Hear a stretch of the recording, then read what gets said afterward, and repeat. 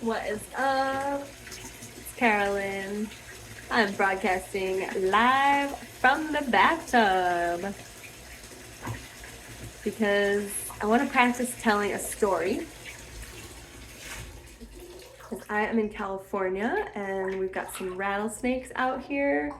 And so I've been thinking about this story that I learned when I was a kid.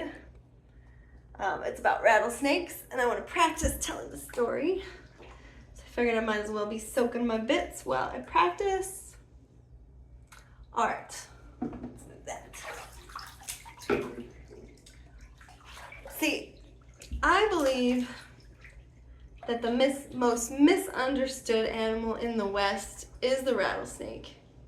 See, most people are just terrified of rattlesnakes, when the truth is that they are the most kind, affectionate, and warm-hearted of all snakes.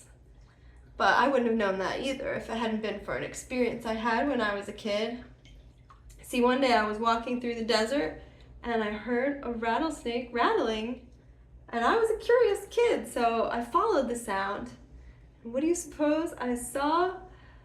A big rock had slid down off the bank of the arroyo and landed on a rattlesnake and pinned him to the ground. Well, I kind of felt sorry for that snake, so I got a big stick and I pushed the rock off. And I could tell from the look in his eye that that snake really appreciated what I had done for him. "It's no big deal," I said. "Now you just go your way and I'll go mine." And I turned and walked away. But that rattlesnake started following me. I would speed up, he would too.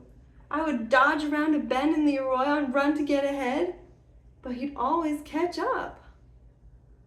That rattlesnake followed me the whole way home. So when I got home, I called my dad. "Hey, Dad," I said, "can we keep a rattlesnake for a pet?" My dad hollered, "What? Keep a rattlesnake for a pet?" "Well, what am I supposed to do?" I said. "He followed me home. I can't get rid of him." Well, my dad kind of scratched his chin. "Well, we've never had a pet rattlesnake before. I guess if he followed you home, we can keep him for a few days. We'll see how it works out." And that turned out to be one of the best decisions he ever made. Because you see, one night, someone tried to break into our house.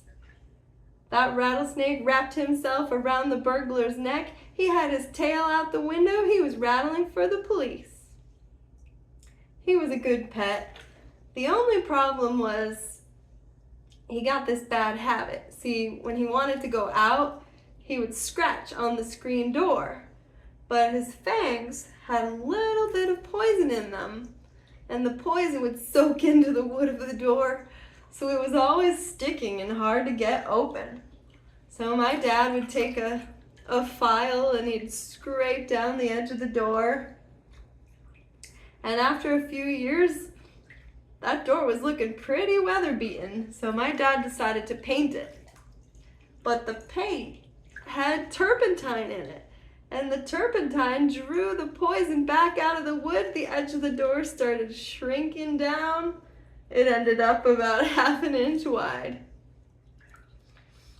Yep, that snake was a good pet. I would still have him if it hadn't been for an accident. See, one day he was lying in the driveway of my neighbor's house, just, soaking up some sunshine. And when the neighbor came home, they drove right over him. Yep, they called me over and there was my pet just lying there in the street, just like I've been lying to you this whole time too. I didn't write the story. It was on a tape I listened to over and over again when I was a kid.